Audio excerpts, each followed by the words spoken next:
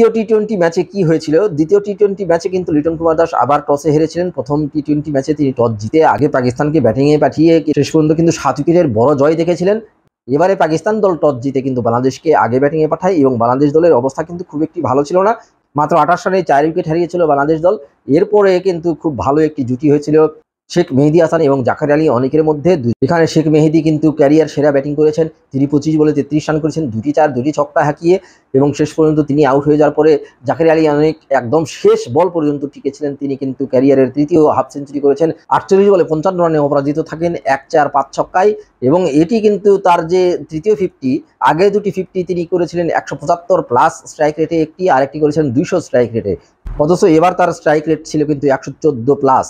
তার মানে মিরপুরের উইকেট কতটা কঠিন ছিল ব্যাটিং করার জন্য এখান থেকেই কিন্তু স্পষ্ট। কারণ হচ্ছে জাকের আলী অনেক এখন পর্যন্ত 29টি ইনিংসে ব্যাটিং করেছেন বাংলাদেশের জার্সিতে। তার মধ্যে কিন্তু মাত্র 28টি 4 হাঁকিয়েছেন, ছক্কা হাঁকিয়েছেন 37টি, এবং তার ক্যারিয়ারের স্ট্রাইক রেট কিন্তু 126 প্লাস। কিন্তু তার ক্যারিয়ারের যে স্ট্রাইক রেট, সেই ক্যারিয়ারের স্ট্রাইক রেটটাও তিনি ছুঁতে পারেননি এদিন। তার মানে এখানে কিন্তু বেশ কঠিন ছিল ব্যাটিং করাটা। এরপরেও জাকের আলী অনেক যে সুন্দর ইনিংস খেলেছেন, তার কারণে কিন্তু বাংলাদেশ দল শেষ পর্যন্ত 133 রানের একটি ইনিংস দাঁড় করায় 20 ওভার শেষে। পরবর্তীতে যেটি আমরা দেখেছি, পাকিস্তান ব্যাটিংয়ে কোলাপস দেখেছি। শুরুতেই কিন্তু বাংলাদেশের বোলাররা দুর্দান্ত বোলিং করেছেন। শেখ মেহেদী হাসান, শরীফুল ইসলাম, তানজিম হাসান সাকিব, তারা দুর্দান্ত বোলিং করে কিন্তু, এবং মুস্তাফিজুর রহমান রান আটকে রেখেছিলেন। সব মিলিয়ে কিন্তু মাত্র 30 রানে 6 উইকেট হারায় পাকিস্তান দল। 47 রানে 7 উইকেট হারায় যখন ওভার পেরিয়ে গেছে 11.5।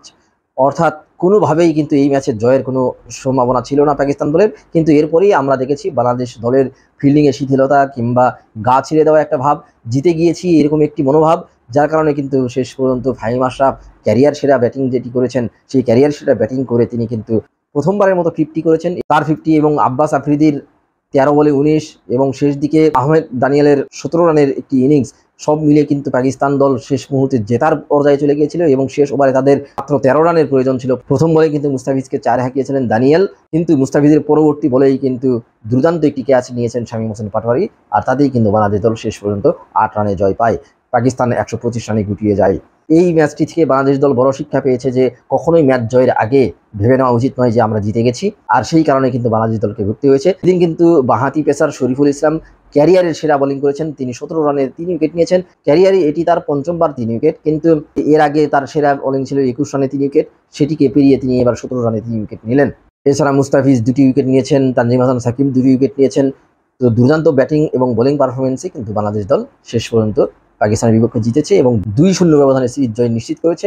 আরেকটি ম্যাচ রয়েছে পরশুদিন, এবং সেই ম্যাচটি জিতে বাংলাদেশ দল প্রত্যয় ব্যক্ত করেছে পাকিস্তানকে হোয়াইট ওয়াশ করার। দেখা যাক মিরপুরে পরবর্তী ম্যাচটিতে কি অপেক্ষা করছে, বাংলাদেশ দল আরেকবার জিততে পারে কিনা। ধন্যবাদ সবাইকে।